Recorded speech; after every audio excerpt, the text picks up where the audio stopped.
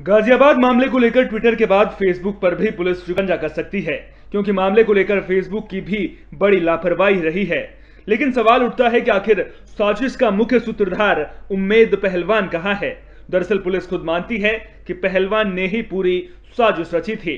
उम्मेद पहलवान पर कई मुकदमे भी दर्ज हैं और वो लगातार वीडियो कॉन्फ्रेंसिंग के जरिए लोगों से संपर्क कर रहा है।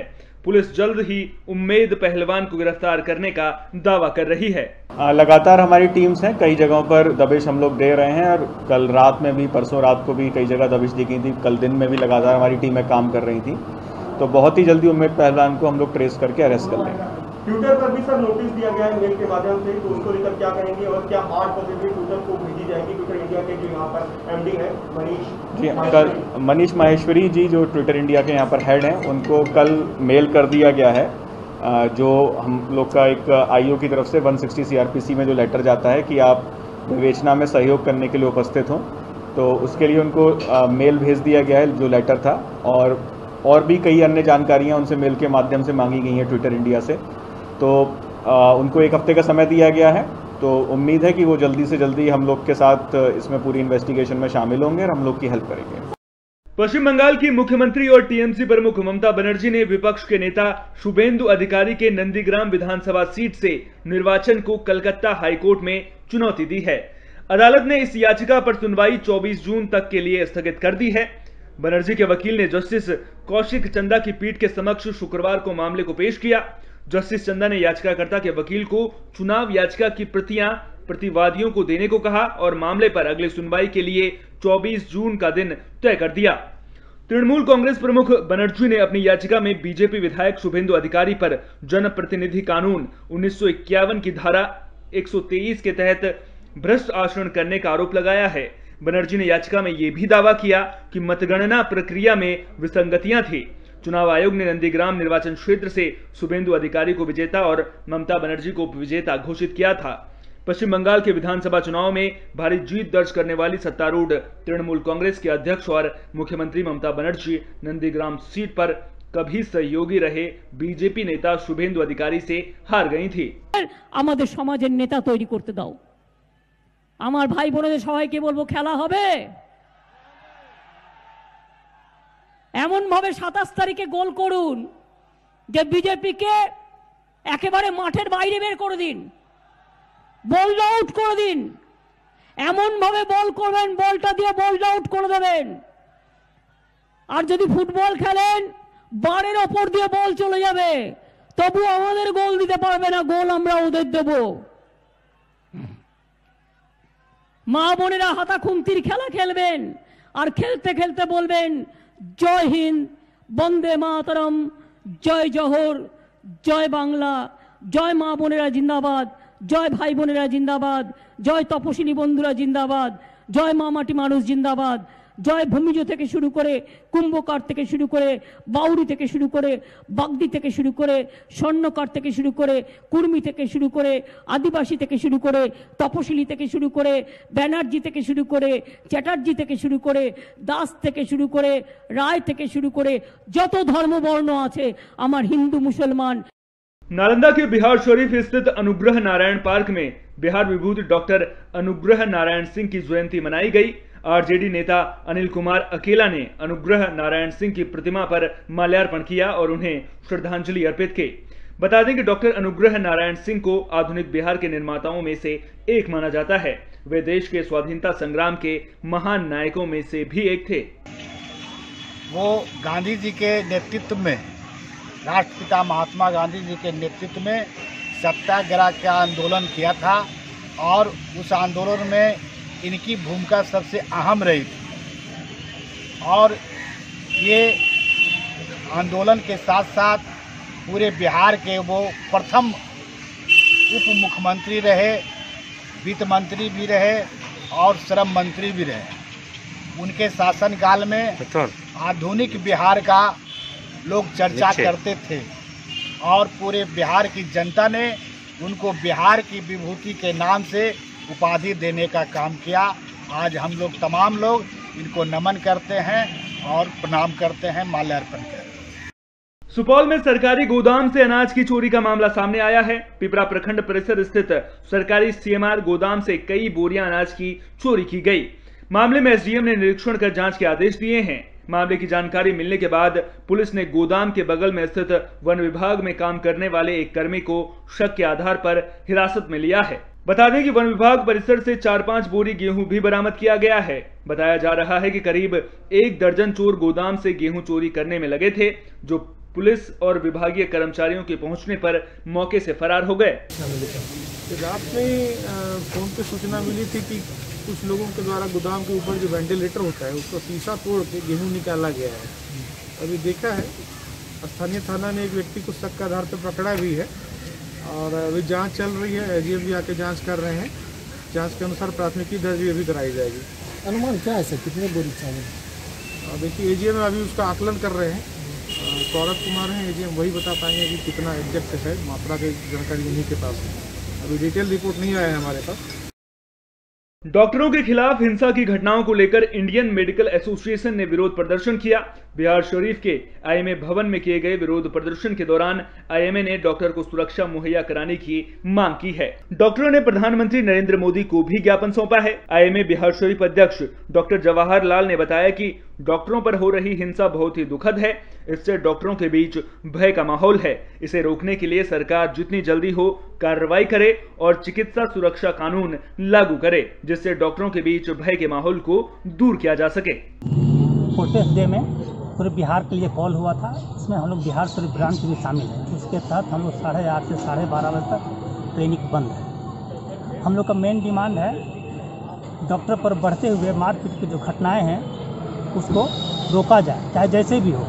इसके लिए बिल भी लाना पड़े जो कि लंबित है, उसको लाया जाए। ये दूसरी बात है, सरकार ने, केंद्रीय सरकार ने घोषणा की थी डॉक्टरों या चिकित्साकर्मी जो भी इसमें डेथ होगा उसके लिए 50 लाख का इंश्योरेंस का प्लान था, लेकिन अभी तक ये लागू नहीं हुआ है। और इसको फिर बीच में अखबार में निकला था कि ये इसको सरकार ख़त्म करने जा रही है, उसको भी लागू किया जाए। तीसरी है टीकाकरण की बात है। मैंने पूरे भारत में सबों को समान टीका मिले, कहीं कोई पैसा चार्ज नहीं किया जाए। अस्पताल प्राइवेट से भी हो, इसके लिए हम लोग को कोई गुरेज नहीं है। जिनको लगवाना है प्राइवेट जाकर लगवाएं, लेकिन सरकार अपने तरफ से सबों को फ्री वैक्सीनेशन कराए। भारत नेपाल पुलिस के लिए सरदर्द बन चुके कुख्यात इंटरनेशनल बदमाश राम कुमार यादव की गिरफ्तारी को पुलिस बड़ी कामयाबी मान रही है। राम कुमार की गिरफ्तारी से दोनों देशों के सीमावर्ती इलाकों के लोगों ने चैन की सांस ली है। राम कुमार के अलावा उसके 2 साथियों को भी पकड़ा गया है, जिन्हें गिरफ्तार कर जेल भेज दिया गया है। सुपौल एसपी मनोज कुमार ने बताया कि राम कुमार यादव को इंटरपोल काफी दिनों से तलाश कर रही थी। नेपाल से किडनैप किए गए सोमनाथ के अपहरण को लेकर नेपाल पुलिस आर्की की तलाश काफी दिनों से कर रही थी, लेकिन नजदीकी सरहद का फायदा उठाते हुए किडनैपर्स ने सोमनाथ को मधुबनी के कुछ स्थानों और सुपौल में छुपा कर रखे जाने की सूचना भारतीय पुलिस को दी गई थी, जिसके बाद पुलिस ने आरोपी को गिरफ्तार कर लिया है। आरके नाम है राम कुमार यादव, नेपाली नागरिक है और ये अंतर्राष्ट्रीय आपराधिक गिरोह का सरगना है। फिलहाल इसकी गिरफ्तारी सोमनाथ यादव, जो कि नेपाली नागरिक है, उसके अपहरण और हत्या के मामले में सुपौल पुलिस के द्वारा गिरफ्तारी की गई है। नेपाल पुलिस को इसको लंबे समय से तलाश थी। नेपाल में ये 1 दर्जन से ऊपर हत्या, अपहरण, बम ब्लास्ट, हथियार तस्करी के केस दर्ज हैं और एक मामले में आजीवन कारावास की सज़ा भी है, लेकिन ये पुलिस गिरफ्त में नहीं आ रहा था। ये सुपौल पुलिस ने इसको गिरफ्तार किया है। ये नेपाल पुलिस और भारतीय पुलिस सुपौल साइड या बिहार साइड के बेहतर समन्वय का उदाहरण है। आशा है कि आगे भी दोनों सीमा के दोनों तरफ की पुलिस इसी तरह है जो बेहतर समन्वय से कार्य करेगी। खबर बक्सर से है, जहां औद्योगिक थाना इलाके के साहोपारा गांव में एक युवक ने फांसी लगाकर आत्महत्या कर ली। फिलहाल आत्महत्या के कारणों का खुलासा नहीं हो सका है। पुलिस ने युवक के शव को कब्जे में लेकर पोस्टमार्टम के लिए भेज दिया है और जांच में जुट गई है। मृतक की पहचान सत्येंद्र पांडे के रूप में हुई है। खाना पीना खाया, मेरे हिसाब से 10:30 बजे के लमसम 11 बजे खाया होगा, क्योंकि 9 बजे तक तो मेरे पास में दुकान किराने का काम था, बंद किया और उसके बाद बात किया तो मेरे से इशारा किया लैट्रिन जाना है, लैट्रिन उसी घर में था। तो नहीं बंद करता। फिर अपने घर गया, खाना पीना खाया। तो इसके बाद इसका लाइट करीब 11, साढ़े 11, 12 बजे के लमसम लाइट बना। तो मैं समझा कि चलो अपना खा पी कोठे पर से तो सो गया। मैं सुबह लेट उठा तो मोहल्ले वाले देखे कि दुकान खोला नहीं। क्या बात है, जब देखा तो पीटने लगे तो खोल नहीं रहा था। फिर ऊपर से पौड़ी लगा के कोठे पर से गए तो देखा फांसी लगाया हुआ। फांसी लगाने के बाद मेरे को बुलाया गया कि हाँ ऐसा बात हो गया। कितने बजे देखे आप लोग? करीब हम 7 बजे, हम लोग 7 बजे में लमसम 7, 5, 10 बजे सुबह हमको बुलाए, देखा तो फांसी लगा हुआ था। उतार लिए थे गांव के लोग, जगह थे वो उतारे। उनको क्या पता उसके में जान हो, गमछा लगा हुआ था, क्या पता उसमें जान हो, खोले। उसके बाद पुलिस को सूचना दिया। फिर पुलिस को सूचना दिया गया। फिर रिश्तेदारों को बहनों माँ उसको दीदी को रिश्तेदार में गए थे, खबर किया गया तो आए मौके पर। पूर्वी चंपारण के बंजरिया ब्लॉक के लोगों ने सामुदायिक स्वास्थ्य केंद्र दूसरी जगह बनाने की मांग की है। दरअसल सामुदायिक स्वास्थ्य केंद्र के निर्माण के लिए जमीन का चयन बुढ़वा में किया गया है। ग्रामीणों की माने तो बाढ़ के दिनों में ये इलाका बुरी तरह से बाढ़ से प्रभावित रहता है, जिससे लोगों को मानसून के दौरान इलाज कराने में परेशानी होगी। ग्राम पकड़िया के रहने वाला हूँ, थाना बंजरिया, जिला पूर्वी चंपारण। हमारा मांग यही है कि प्राथमिक केंद्र जो पकड़िया में है सो यहीं पर रहना चाहिए। उसके अलावा भी संसद साहब आए थे आपको अप्रैल में, एसडीओ साहब आए थे, प्रमुख साहब थे और बीडीओ साहब थे, सब कोई था। तो सब लोग बोला कि नहीं, यहाँ से कहीं नहीं जाएगा, यहीं पर रहेगा। अब सुन रहे हैं कि कल पेपर में हम लोग पढ़े थे जो नहीं बुढ़वा चला गया, जो बाढ़ इलाका है, यहाँ से जाने में असुविधा है। नाव चलता है, 3 महीना तो वहाँ नावे चलता है। भाखड़ा डैम के पीछे बनी विशाल गोविंद सागर में मछली पकड़ने पर 16 जून से लेकर 15 अगस्त तक रोक लगा दी गई है। दरअसल ये 2 महीने मछलियों के लिए प्रजनन काल होता है, इसलिए इन 2 महीनों के दौरान मछली के शिकार पर पूर्ण तौर पर रोक लगी होती है। इसलिए अब भाखड़ा की मछली खाने के शौकीनों को मछली खाने के लिए 2 महीने का इंतजार करना पड़ेगा। मामले को लेकर जब मछली कारोबारी हैप्पी सिंह से बात की गई तो उन्होंने बताया कि ये हर साल किया जाता है और 2 महीनों के लिए उन्हें अपना धंधा बंद करना पड़ता है।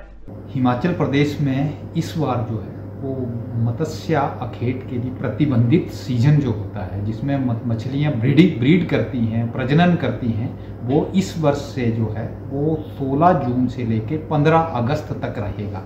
क्योंकि इससे पहले जो था वो मत्स्य अधिनियम 1979 के अंतर्गत जो था वो 1 जून से लेकर के और 31 जुलाई तक प्रतिबंधित सीजन जो था वो रहता था।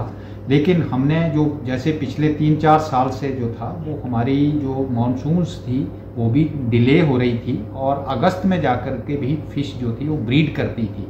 तो इस कारण जो है विभाग ने ये सरकार से जो है वो मत्स्य अधिनियम में रिपील करवाया था और ये अब जो है वो मत्स्य अधिनियम 2020।